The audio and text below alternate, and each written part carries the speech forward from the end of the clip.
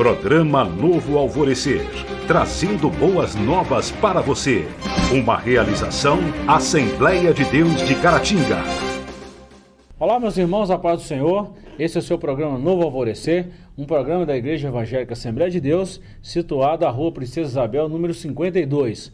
Hoje nós estudaremos a lição bíblica da Escola Dominical, mas nós queremos abrir um convite a você a participar em um dos nossos cultos. Os nossos cultos aqui na igreja geralmente são às terças, quintas e aos domingos. E domingo pela manhã, a nossa Escola Bíblica Dominical de 8 às 10. Você é o nosso convidado especial. Nós vamos para um breve intervalo e voltamos já já.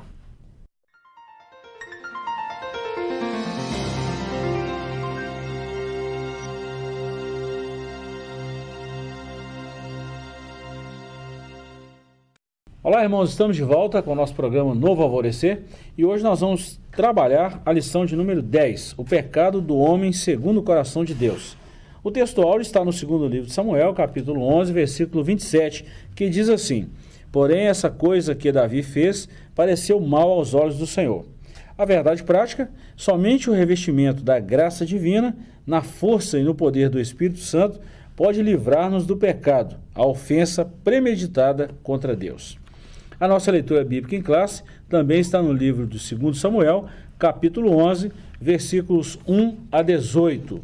E hoje nós temos o privilégio de receber uma vez mais nosso professor Joás. Muito bem-vindo, professor. Amém. Vamos trabalhar esse assunto que é de suma importância para o nosso elevo espiritual. Introdução.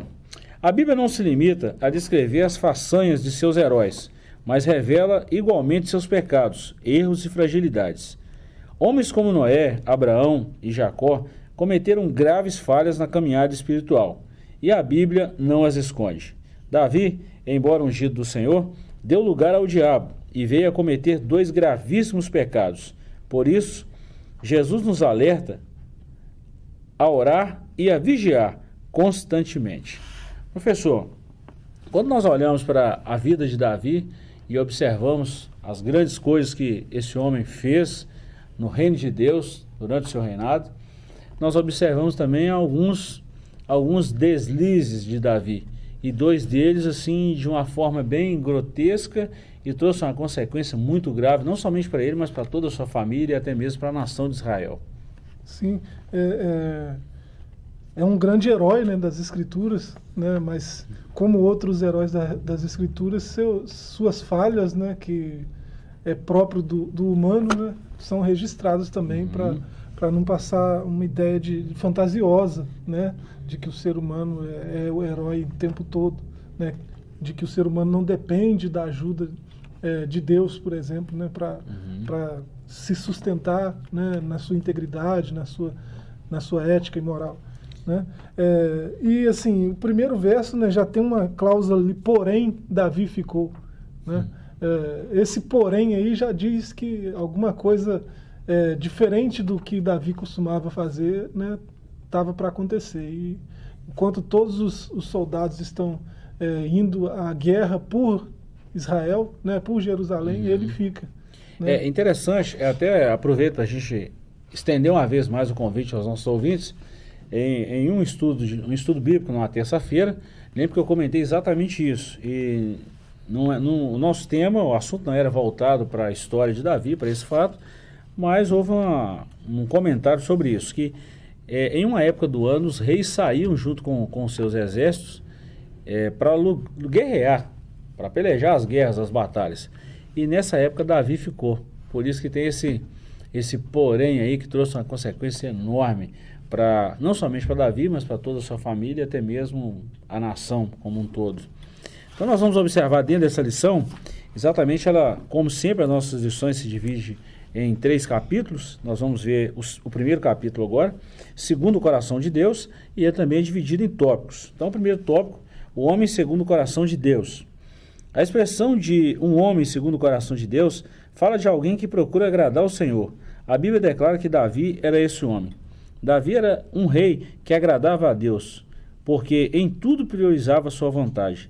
Ele sabia esperar, seu coração se sentia segundo os sentimentos do Senhor.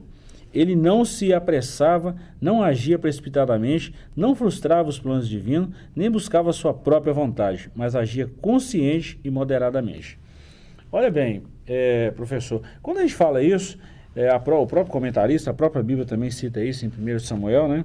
Capítulo 13 e versículo 14, é uma citação da lição. E Davi, com todas as dificuldades, com todos os defeitos, mas mesmo assim era um homem segundo o coração de Deus. O que diferenciava Davi dos demais homens? Essa unção que ele tinha, né? Mas além da unção, ele tinha características assim, de ética e de moral, né? Que estavam em harmonia com a ética e a moral de Deus, né? Por isso a palavra coração aparece ali no texto, né? Ali é o coração de Deus mesmo, né? As atitudes, a conduta, né? A caminhada de Davi, ela está em harmonia com o coração de Deus, né? Ele procura até entender esse coração, essa mente de Deus, essa mentalidade de Deus a seu respeito, né? Você vê o tempo todo Davi consultando ao Senhor sobre o que fazer, o que não fazer, para onde ir, ficar ou ir, né? Ele está o tempo todo consultando o Senhor, ele quer entender a mente de Deus, o coração de Deus, né? A vontade, né? Então, segundo o coração de Deus, é nesse sentido, é alguém que está preocupado em agradar a Deus, né? Fazendo a sua vontade. E interessante que a gente vê nos próprios registros bíblicos, aos nossos ouvintes, é bom a gente destacar isso também, que a gente vê nos próprios registros bíblicos que mesmo quando Davi cometeu isso, ele não escondeu isso de Deus. Ele era muito sincero, né? Ele não cortava a volta, ele não omitia. Aí você vai me falar assim, mas o profeta Natan teve que ir lá na casa dele, contar aquela história para ele e tal. Mesmo assim, ele sabia que ele tinha, vamos dizer assim, um português, um adágio popular, ele tinha culpa no cartório e ele revelou isso, falou, e a gente vê o tanto que ele era sincero, as suas atitudes eram sinceras diante de Deus. Isso também pesava muito nesse nome, segundo o coração de Deus. Você vê que ele não escondeu o seu pecado por muito tempo, né? Ele declarou logo, pediu perdão do Senhor, e passou um tempo, ele declarou isso publicamente, né? Para um rei fazer algo desse tipo, né? Tinha que ser muito honroso para ele, né? Segundo de certa forma, de Deus nesse sentido. E de certa forma era pesado para ele fazer isso, mas ele declarou isso. É importante entender isso, né? Segundo o coração de Deus, não quer dizer que é um homem perfeito, infalível, né? perfeito, né? É que ele está preocupado em buscar essa perfeição, né? E ele sabe que isso está em Deus, então ele se preocupa com o que Deus pensa, né? Verdade.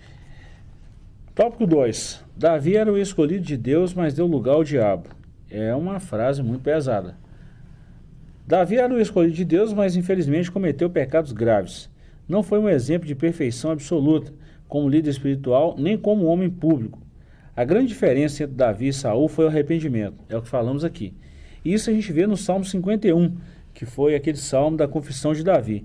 A súplica por perdão, o seu rogo por renovação espiritual. Ele não escondeu as suas transgressões, confessou-as e buscou o perdão.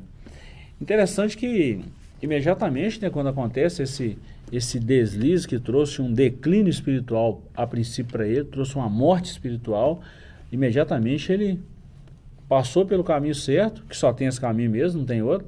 Qualquer um que pecar, ele tem que passar pelo caminho da reconciliação. Tempo não apaga pecado.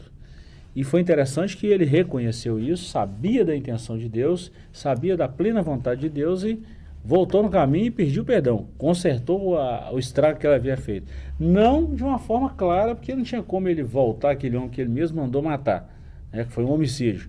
Mas, dali para frente, ele seguiu a vida e foi perdoado. É importante, né?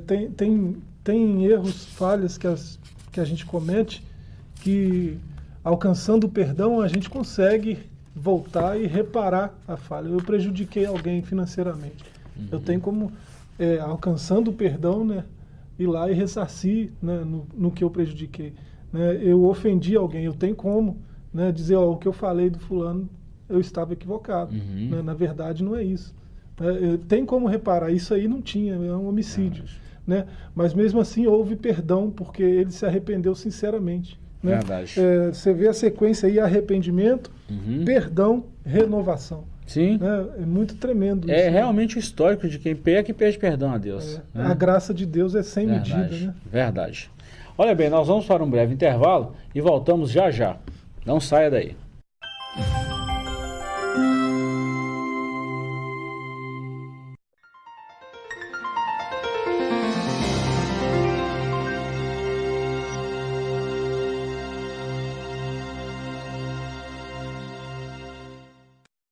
Olá, irmãos, estamos de volta.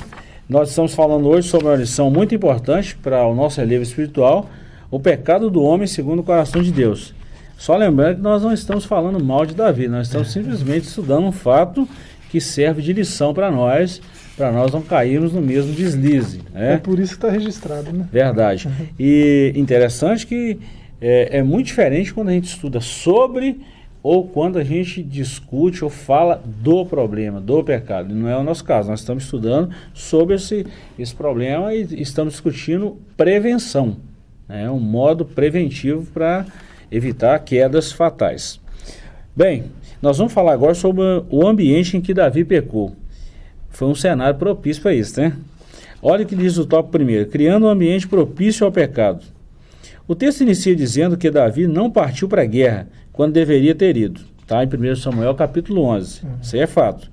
A indolência do rei era o primeiro passo para que lhe preparava para a queda, pois quanto mais tempo desocupado, mais chance de ser tentado. Davi não preocupou apenas por ter visto Batseba, mas porque o seu olhar foi pecaminoso. Ele não procedeu como Jó, que fez concerto com seus olhos para não pecar. Está escrito em Jó 31:1. No lugar de andar ocioso pelo palácio, Davi deveria ter fugido da aparência do mal. E interessante que já havia uma lei restrita a esse problema em que Davi entrou nele. Então, por falta de orientação, não foi. Já começa aí com a indolência, né? O não dolo, né? A falta de vontade, né? Ele não teve vontade de sair com os homens para a batalha, né? E ficou lá ocioso. Isso aí abre portas para um monte de situações que nada agradáveis, né? É a mente vazia, né? Uma coisa é a solitude, né? Um tempo onde você separa para ficar a sós consigo mesmo, para fazer uma autoanálise, coisas do tipo, né? Se autoconhecer e coisas desse tipo. Outra coisa é essa ociosidade aí. Ele ficou no palácio para quê? Né? Ficou lá ocioso, andando por ali, né? Descansando era porque tinha atividades, né?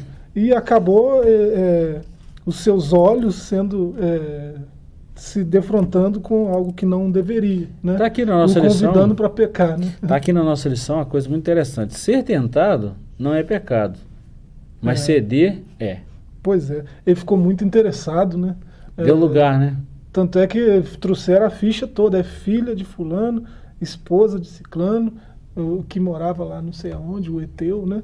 Então tem uma ficha completa dela. Ele manda buscar tudo dela, né? E manda trazer, né? Então ele já está completamente entregue ao pecado, né? E eu gosto de falar sobre isso porque, como nós estamos falando de um estudo bíblico, a nossa lição de escola dominical é um estudo bíblico sistemático. Nós seguimos uma metodologia. E falamos sobre isso no estudo bíblico bem recente também, numa terça-feira, sobre exatamente a porta de entrada do nosso corpo. E uma delas são os nossos olhos. É o que João fala, né? O olho vê, a mente maquina, desce para o coração e o pecado é gerado. A gente tem que ter muito cuidado com isso. E o interessante é que, se na lei havia uma restrição para esses tipos de pecados, como o adultério, por exemplo, foi o que Davi se envolveu, na graça o rigor é muito maior. Se fosse na graça, com o ensinamento de Jesus em Mateus capítulo 5, só de Davi ter olhado, ele já teria cometido adultério com ela. Porque ele desejou. O caso de Davi fez isso, ele desejou. Então o olhar malicioso, o olhar pecaminoso, ele já compromete com relação a esse pecado. Se os seus olhos forem bons, todo o resto é bom. Exato. Né? Está escrito isso. E assim, é citado aí o texto de Jó, né, 31:1, ele fez um acordo com os próprios olhos, né? E é citado o Salmo 119, 37 também, né? Na Bíblia Católica 118, né? Sim. Mas alguns acreditam que foi Davi, né, o autor do Salmo 119, mas não temos comprovação disso. Mas se foi ele, faz algum sentido, né? Ele diz: voltai-me, Senhor, os olhos para que não vejam a vaidade, né? O autor do verso 37 do Salmo 119, ele pede a Deus para que Deus quando ele estiver vendo a vaidade, Deus desvia os olhos dele para si, né? Deus volte os seus olhos para ele mesmo. Então, é uma oração de alguém que sabe que tudo é vaidade, né? E que é perigoso. Imagina, se eu tiver os meus olhos desviados da vaidade, eu vou ter que me cegar, porque tudo é vaidade. Tudo é vaidade. Então, ele fez essa oração, volta os meus olhos para o Senhor. E olha que interessante, já que nós estamos falando do Salmo, foi um Salmo que eu citei ele ontem mesmo, Salmo 101, versículo 3, onde o próprio salmista fala, não porei coisas más diante dos meus olhos. Isso. Então, assim, a consciência está aí, tem a consciência, sabe do problema que tem como evitar. E Davi não evitou esse problema. Então, ele estava num ambiente propício ao pecado, ele estava num lugar perigosíssimo e ao invés dele sustentar aquilo ali, correr da aparência do mal, ele cedeu ao pecado. Foi a causa da queda dele, da destruição, dessa avalanche que aconteceu na família dele. Os meios que contribuem para a prática do pecado. Em geral, quando uma pessoa ameaça desejar o pecado, ela aprofunda esse desejo, fecha-se para as coisas de Deus, levando o Espírito Santo a retirar-se dela. Engraçado, antes da gente concluir, lembrei de uma frase do pastor Billy Graham, e ele falava isso ainda em vida, claro, e ele deixou registrado em alguns livros, nas milhares de mensagens que ele pregou. Ele falava um negócio muito interessante, que quando o homem pensa em deixar os caminhos do Senhor, o diabo sempre tem um barco preparado para levar ele para distante de Deus. Quando o homem pensa em deixar os caminhos do Senhor, o diabo tem um barco preparado no porto ali, preparado para pegar esse homem e levar ele para longe de Deus. Davi, ele estava num ambiente complicado e ainda o meio que estava ali contribuiu para isso. E foi uma tragédia espiritual para Davi e a sua casa. Sim. É citado na introdução, né, Mateus 26, 41, né, vigiai e orai, né, para não cair em tentação, né, o espírito está pronto, mas a carne é fraca, né. Davi era cheio do Espírito Santo, né, era ungido de Deus, ele tinha o Espírito Santo, era um profeta, né, mas faltou vigilância. Muito. Né, e às vezes nós caímos pelos mesmos motivos, né? Falta vigilância às vezes. Nós erramos pelos mesmos motivos. Se você está no elevador e ele fica lotado de repente, e você começa a ter pensamentos vários sobre alguém que entrou, ou eu não podia ter usado escada e coisas do tipo, você começa a não querer estar ali, né? Você perde uma oportunidade de orar por quem entrou ali, né? Se em vez de eu me irritar porque tem gente que é assim, né? Não suporta viver no meio de muita gente, né? É uma oportunidade para orar. Tem 10 pessoas no elevador, né? Ore pelos 10. Né? Se eu estou no trânsito, levo uma fechada, né? Se em vez de eu xingar o sujeito, eu vigiar e orar, abençoe esse motorista aí, que ele seja um motorista melhor. E é exatamente isso. A gente perde a oportunidade. É exatamente isso, professor, que são os ensinamentos de Jesus. É o oposto às nossas reações. É o oposto, literalmente. Mudança de mente. É o que Jesus falou. Se te ferir de um lado, oferece o outro. Se te obrigar a andar uma milha, anda 2. Então, Davi tinha como evitar isso. Claro, tinha como evitar. Nós não podemos justificar o fim pelos meios, mas nesse caso aqui, Davi falhou, assim, literalmente, porque ele foi engodado pelos prazeres, pela sedução da carne, do mundo, e até mesmo do próprio diabo, e aí aconteceu isso aí. Mas é isso, são coisas que ficam para a nossa maturidade espiritual e que sirva de exemplo para todos nós. Não brincar com o pecado. Isso. E um antídoto bom já foi dito pelo mestre, né? Vigiar e orar. A oração muda as coisas. Muda, né? tudo. Então, em situações assim, se ele tivesse... Ele tinha o hábito de estar sempre buscando... E ele fazia isso. Sempre orando. Se ele tivesse... Né, no momento lembrado de falar com Deus, né, Deus tiraria ele dessa situação. Foi um momento de fragilidade que o levou a essa desolação. Irmãos, nós estamos chegando ao final desse bloco, nós vamos para um breve intervalo e voltamos já já. Não saia daí.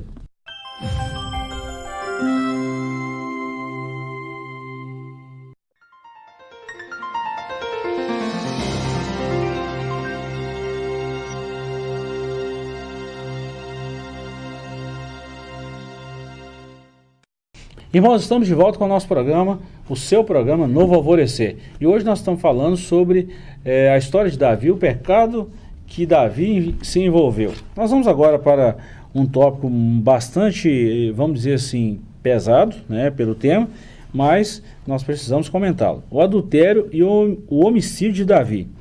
Esse capítulo 3º está envolvido aqui 4 subtópicos, e nós vamos falar sobre eles agora. Primeiro, pecado gera pecado. No Salmo 42:7 é dito que um abismo chama outro abismo. A prática pecado gera mais pecado. Ao tomar ciência de que Batseba estava grávida, Davi, ele engenha um plano. Olha bem, primeiro ele comete um adultério, descobre que Batseba está grávida, aí ele arquiteta um outro problema, um outro plano, que vai causar a morte do marido de Batseba. Olha que plano estritamente diabólico. E esse segundo plano, né, ele adultera, né, já é um pecado gravíssimo. Sim, né? sim. Ele não satisfeito com isso, né, ele fica sabendo que ela está grávida, né, e agora o problema tá maior. Corria risco. Né? O negócio vai só se agravando. Aí ele cria uma situação para que o marido volte da frente da batalha, né? Ele tenta várias vezes que ele vá para casa para ele ficar com a esposa, né? Para ir justificar dizendo que o filho era dele, né? E o homem era tão íntegro, né? Apesar de não ser um hebreu, né? Ele era heteu. Sim, heteu. Né? Ser um soldado, né? Apesar dos pesares, né, ele tinha mais integridade do que Davi naquele momento. Naquela hora ele foi mais justo. Vacilou. Né? Não, como que eu vou? Meus companheiros estão lá na frente da batalha, estão lá lutando. Eu vou ficar aqui aproveitando a minha vida com a minha esposa, enquanto meus companheiros estão na luta. Dormiu do lado de fora. Pois é. Aí Davi tenta embriagá-lo, né? Não consegue também. Ele foi só se afundando, foi só aumentando. Rapaz, o problema. O que Davi tinha de bom até ali, né? Ele tentou fazer igual as filhas de Ló, embriagou o pai para fazer tudo que foi feito lá. É interessante essa questão da gente falar, um outro fator muito interessante, que pecado gera pecado. Um abismo chama o outro. Se pecou, o caminho certo é consertar. É não viver na prática do pecado. É viver na prática do pecado e um abismo vai chamando o outro mesmo. Daqui a pouco ele está num emaranhado de problema que ele não consegue sair daquilo. Então a melhor forma é corrigir aquele mal, confessar o pecado, pedir perdão a Deus e voltar à comunhão com o Senhor. É o melhor caminho, não tem outro. Para a reconciliação é isso aí, não tem outro. Ponto 2. Homicídio de Davi. Já falamos sobre isso também, né? O pecado de Davi vai tomando grandes proporções. O rei entrega Urias nas mãos de Joabe, que por seu turno coloca na frente de uma peleja suicida. Olha bem, esse ato de Davi não matou só apenas Urias, né? Mas vários outros soldados. Olha que coisa desastrosa. É o que você acabou de falar. Primeiro ele chama Urias, tenta forçar ele a entrar na casa de Batseba para ele justificar um erro. E o homem era tão íntegro que não fez isso. Depois ele toma a decisão. Não tem jeito não, esse camarada tem que eliminar ele. Senão o problema vai ser muito pior. Era o pensamento dele, né? E acabou sendo pior mesmo. O homem embriagado forçadamente se manteve íntegro. Mesmo embriagado se manteve íntegro. E ele é quem carrega a sua sentença de morte, né? Vai entregar. E era tão fiel que nem abriu a carta, né? Nem abriu. Coloca o homem aí na frente da pior batalha, né? E ele foi lá e alguns do povo caíram e também Urias, quer dizer. Eu falo isso direto, eu fico pensando na mente de pregador, tanto que vem situações na cabeça quando a gente está estudando a Bíblia, está pregando e tal. Eu fico pensando o seguinte, já imaginou se Urias abrisse a carta? E lesse o que estava escrito naquela carta? Nossa Deus. E voltasse para resolver a situação com Davi? Olha que situação trágica. Né? Aí Salomão não teria nascido, iria comprometer a questão até mesmo da genealogia de Jesus e por aí vai, por causa de uma tragédia. Deus usou de muita misericórdia com Davi. Ainda manteve o nome, manteve o prestígio, mas teve alguns declínios, né? Que não foi tão legal assim. E ele se esqueceu, né, de uma lei que ele conhecia bem, né, da semeadura. Ele estava plantando sementes muito ruins, que ele certamente colheria depois. Isso é até dito a ele com essas palavras, né, pelo profeta Natan, né? Ele estava plantando a tempestade mesmo, né? 3. Davi e seu comandante. Experiente em guerra, Joabe seguia o pedido de Davi era uma trama maldosa. Ali a máscara de Davi cai diante de Joabe. Este não o verá mais como um rei santo, mas como alguém de caráter duvidoso que acabara de fazer um pedido sujo. Joabe era um assassino, pois havia tirado a vida de Abner. Davi acabara de se igualar ao seu comandante. Olha como é que um abismo vai chamando o outro. Esses homens, a gente viu na lição passada, né, o que esses homens eram capazes de fazer por Davi, porque eram leais a Davi. Né, viam em Davi um líder justo, um líder honesto, íntegro, né, e agora ele está vendo essa face de Davi. O oposto. Né? É como se você falasse assim, rapaz, eu não conhecia esse lado da moeda aqui não. Né? Mas foi por um vacilo, que Davi era um homem íntegro, mas infelizmente deixou-se levar pelo pecado. E ele seria repreendido por Davi depois, né? Mas não com o mesmo efeito de antes. Não. Porque agora moral, não tem mais a autoridade para fazer isso, não é nem moral, a autoridade. Olha bem, seguindo aqui no nosso comentário, Davi ainda tenta evitar a suspeita do seu pecado. O envio dessa carta para eliminar Urias era para matar todas as... Vamos falar assim, era uma queima de arquivo. Sim. Literalmente. Ele queria acabar com as provas, queria acabar com a vida de Urias, já tinha pecado mesmo, falou assim, o único jeito agora é eliminar esse camarada, porque senão vai ser pior para mim. Foi o que ele falou. E tentou fazer isso. Só, meu amigo, que pode esconder do homem, mas de Deus não se esconde. Não tem jeito. Tempo certo, Deus levanta o profeta Natan e revela tudo o que aconteceu, e ele cai na real, pede perdão e é recomposto a sua vida espiritual. Mas até então ele estava cego, espiritualmente cego. Todas as coisas estão nuas e patentes, né, diante de Deus, né? Deus, ele vê tudo, ele vê até os pensamentos e as intenções do coração, né? Que ainda nem aconteceu, já conhece, né? Então, seria ingenuidade tentar esconder alguma coisa dele. Pois aí nós voltamos lá no início da lição. O homem segundo o coração de Deus. Davi tinha ciência que não tinha como esconder nada de Deus, mas por um tempo, por causa do pecado, é o que eu vejo Paulo falando em 2 Coríntios 4,4, que o Deus desse século cegou o entendimento dos homens para que eles não vejam a luz do Evangelho.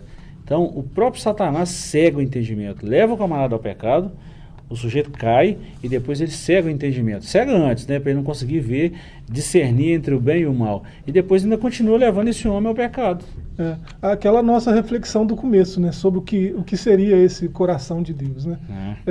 O coração de Deus é isso, é um homem que busca na palavra de Deus, né, ouvir no relacionamento com Deus, ele busca essa mentalidade de Deus, né? Ele busca compreender o que Deus deseja e planeja para a vida dele. Muito né? verdade. Então, não tem como homem nenhum ter acesso a isso se ele estiver cego pelo pecado. Porque o pecado, ele afasta, né, os nossos pecados que fazem separação entre nós e Deus.